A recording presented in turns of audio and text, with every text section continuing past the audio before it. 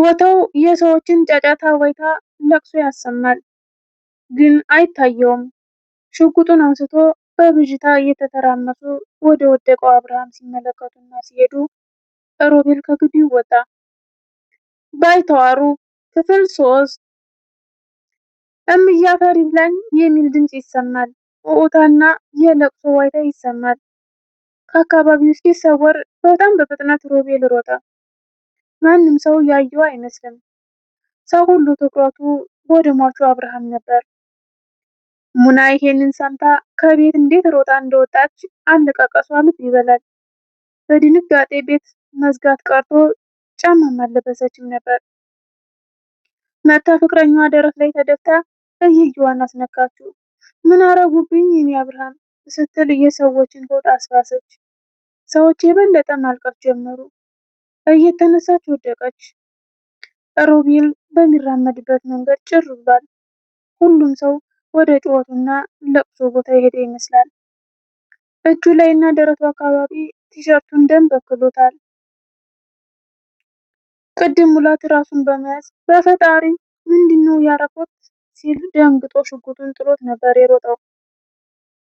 ሮቤል ሙላት ገባበት ገብቶ ሊገለው ወስኗል። የሰውነቱ ሞቃትነትና የፊቱ መቀያየር በግልጽ ያሳብቃል። ሽጉጡን በእጁ እንደያዘው ነበር የሚራመደው። እንባውን ጠራርጎ ቆፍጠንጠን አለ።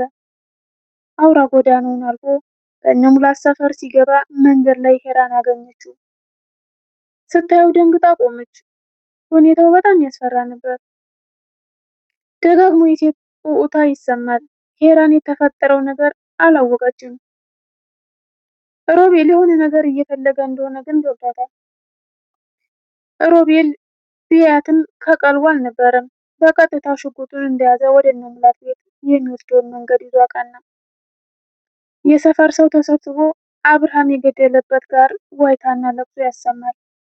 አንዳንዶቹም በሀዘንና በቁጭት ራሳቸውን ይነቀንቃሉ።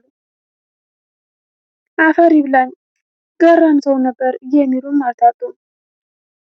በቅርብ የመጡ ምን እንደተፈጠረ ሲጠይቁ ሙላት አብርሃምን ገደለው የሚል ምላሽ ያገኛሉ። ደንግጠው የየ ብለው የሚያለቅሱም አሉ። ሄራን የነገሩን ሁኔታ የተረዳችው በዚህ ጭምጭምታ መሃል ነበር። ወዲያው አባቷን ፍለጋ ሮጠች። ቤታቸው ማንም ሰው አልነበረም። በሩጫ ወደሚላቀሱበት ተመለሰች። ፊቷ ላይ ስጋት ይነበብ ነበር። ታናሽ ወንድሟ አቤልን እንዳየችው በጩኸት አቤል አባ የት ነው አለችው። ታናሽ ወንድሟ አቤል በጣቱ ከተሰበሰቡት ሰዎች መሃል ጠቆማት። የአብርሃምን አስከሬን እየሸፈኑ ነበር። አባቷ ጋር ተጠጋችና ሮቤል ሽጉጥ ይዞ ሄዷል አለችው በሹክሹክታ።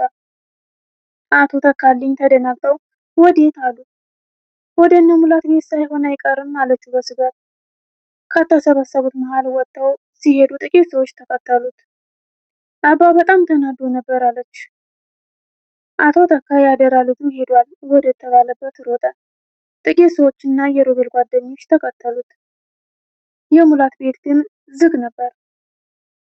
አቶ ተካ ወዲያው አብረውት ላሉ ሰዎች ለሮቤል ጓደኞች ትዕዛዝ ሰጣቸው። ሮቤልን በሁሉም አቅጣጫ ፈልጉት ሲል ጮኸ። ከጥቂት ቆይታ በኋላ ሙላት ካገኘው አይለቀውም አለች ሄራን ለጓደኛዋ ቃል። ሁለቱም ተጨንቀዋል።